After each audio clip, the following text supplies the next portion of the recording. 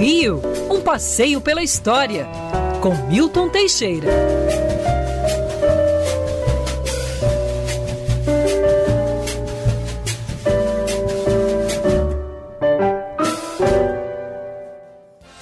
Professor Milton Teixeira, bom dia! Bom dia, Rodolfo, bom dia, família Band, bom dia, queridos ouvintes. Bom dia. Bom dia. Professor Milton Teixeira, aliás, o Felipe já tá na área, Felipe Moura Brasil? Salve, salve, Rodolfo Schneider, Ofegante. equipe e ouvinte. Não, jamais. É que sexta-feira é dia de feira, então eu chego um pouquinho mais em cima, deixo a Agatha desesperada, porque tem que pegar um trânsitozinho a mais, mas eu tô aqui no meu horário. Depois passa lá com essa feira maravilhosa, pertinho da Band, na Rodrigo de Brito, que beleza, em Botafogo. Um abraço pro pessoal da feira aí, muitos ouvintes da Band News FM, inclusive. Professor Milton Teixeira, como sempre eu jogo para você umas surpresas na hora. A gente estava falando da Vila Kennedy, a propósito da UPA da Vila Kennedy, e aí eu estava começando a lembrar, mas você tem uma memória muito melhor do que a minha e um preparo muito maior do que o meu, para lembrar exatamente como foi a formação da Vila Kennedy, doação de uma pequena estátua da Liberdade, dinheiro norte-americano. Lembra para o nosso ouvinte como foi isso, professor? Bom dia. Bom dia a todos aí. Bom, a Vila Kennedy tem uma história que pouca gente conhece. Ela surgiu a partir de uma campanha dos Estados Unidos nos anos 60 para conter os índices de pobreza da América Latina. E aqui na Guanabara, nós tínhamos o governador Carlos Lacerda, que era muito afinado com o John Kennedy, né? John Fitzgerald Kennedy. Então tinha a Aliança para o Progresso. A Aliança para o Progresso era uma doação a fundo perdido para atender as camadas pobres da população. E o Lacerda pegou esse dinheiro para fazer esse conjunto habitacional. E avisou lá o Kennedy e tudo mais, que era para receber favelados que seriam deslocados para a região rural da Avenida Brasil, no trecho que antigamente era chamado Avenida das Bandeiras, lá na Zona Oeste. Mas aí, com o assassinato do Kennedy, em novembro de 1963, resolveu-se dar o nome, a vila ia se chamar Aliança para o Progresso, acabou virando Vila Kennedy, e foi oficialmente inaugurada dia 20 de janeiro de 1964, dia de São Sebastião, com a presença do governador Carlos Lacerda e já com mais de 5.000 residências inauguradas. Recebeu gente do Morro do Pasmado, de diversas favelas, da favela da Praia do Pinto, do bairro do Leblon, favela Maria Angu e etc. Agora, o curioso da Vila Kennedy é uma réplica nada, é um original da Estátua da Liberdade, só que em ponto pequeno. Encomendada há mais de 100 anos atrás pelo Barão do Rio Branco, e que ficou na casa de um tio no Morro do Pasmado, em Botafogo. Ficou durante anos ali.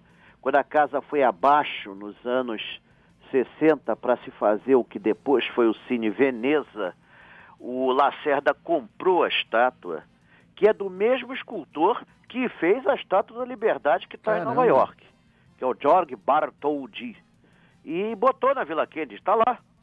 É uma miniatura da Estátua da Liberdade. Você não precisa ir a Nova York para ver a Estátua da Liberdade. Você tem uma aqui em Vila Kennedy. É só pegar o binóculo e inverter que fica igualzinho.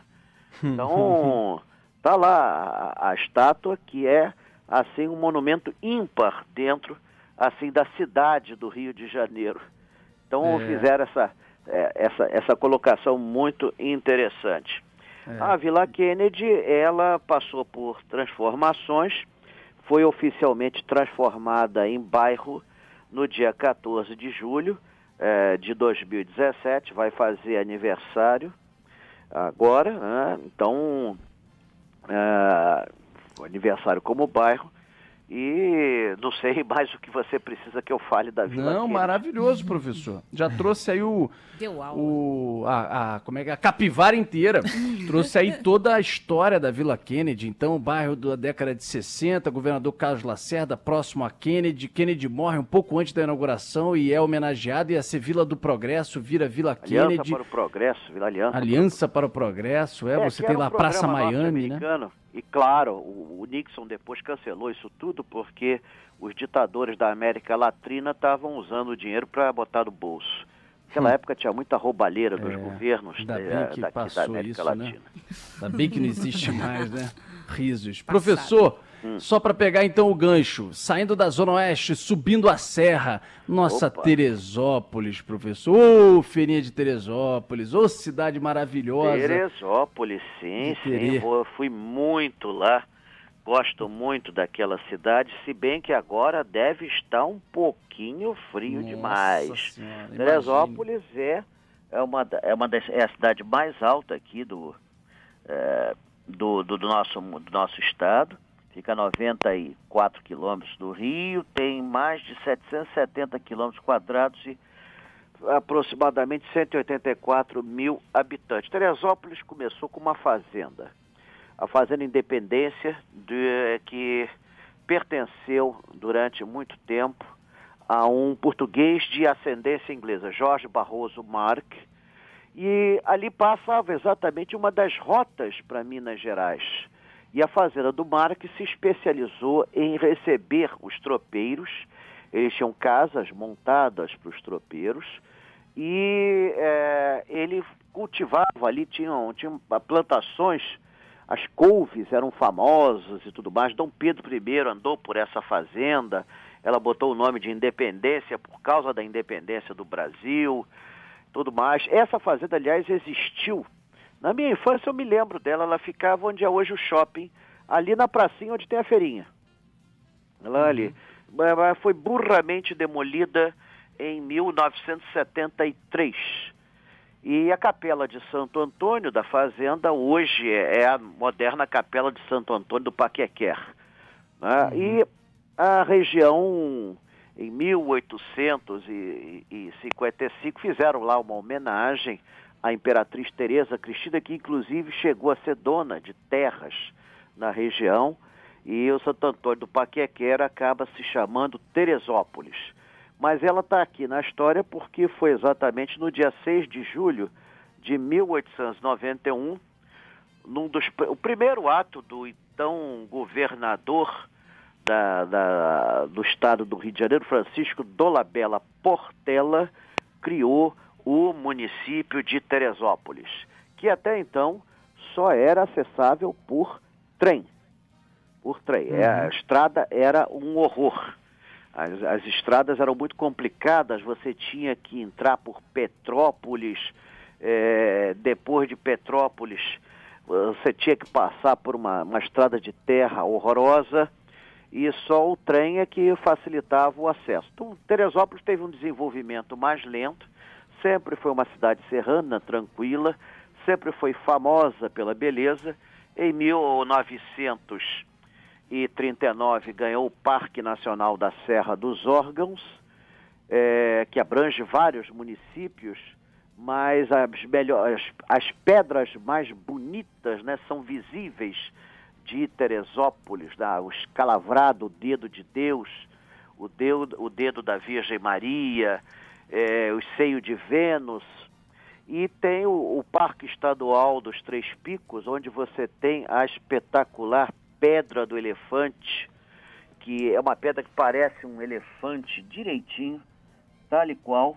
É o Parque Natural Municipal da Montanhas, onde tem também formações interessantíssimas, a mulher deitada e tudo mais. E Teresópolis também tem monumentos, tem a Igreja Matriz, tem o Palacete Granado, que foi da família Granado, que criou a Drogaria Granado em 1870. Dizem que lá é que foi feito o polvilho antipsético da Granado. A Granja Comari, que foi durante muitíssimos anos da família Guinle, e depois foi loteada, mas uma parte dela substancial hoje é o local de concentração e treino da seleção brasileira. Você tem a fonte Judite, que é uma fonte radioativa, tem radônio, você bebe aquela água, faz bem a você. Teve também cassino, mas infelizmente o jogo sendo proibido no Brasil em 46, o cassino fechou.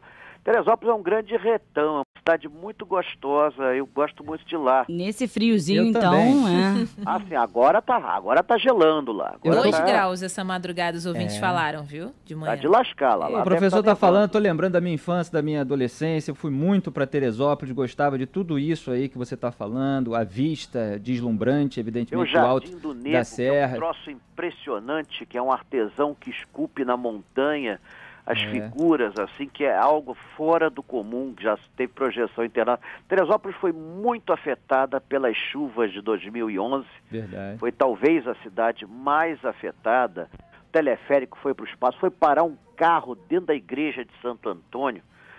Nossa, e uma igreja centenária, mas restauraram, reconstituíram tudo. Para você ter uma ideia do que foi essa catástrofe, até hoje não foram encontradas 300 pessoas. E isso Felipe, não está incluído no número dos mortos, são os desaparecidos. Imagina, só um segundinho, professor. O Felipe ia concluir alguma coisa sobre Teresópolis? Não, Felipe, só ia falar do meu lá. afeto por Teresópolis, assim como eu tenho por Niterói, porque eu frequentei muito essas vistas também deslumbrantes, o Dedo de Deus, né? As pessoas param ali nos mirantes para tirar a foto da Cordilheira da Serra dos Órgãos. Eu gosto da Sader.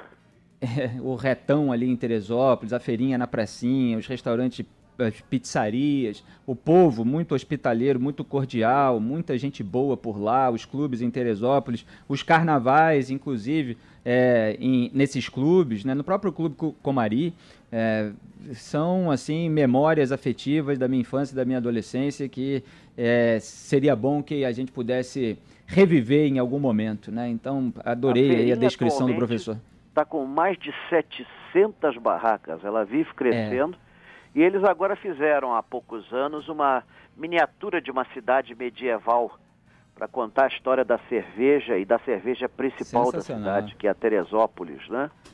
É muito interessante essa construção, que reproduz assim uma cidadezinha medieval com capela, com tudo que tem direito.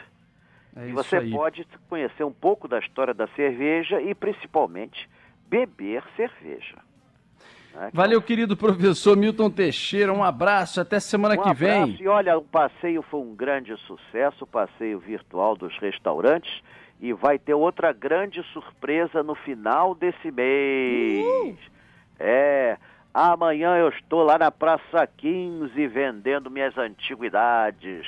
Quem quiser me acha lá. É isso, gente. Muito obrigado a todos. Valeu, feliz professor. aniversário, Teresópolis, e a Vila Kennedy, que vai fazer aniversário, que foi criado o bairro. É isso aí. Um abraço, professor. Até semana que vem.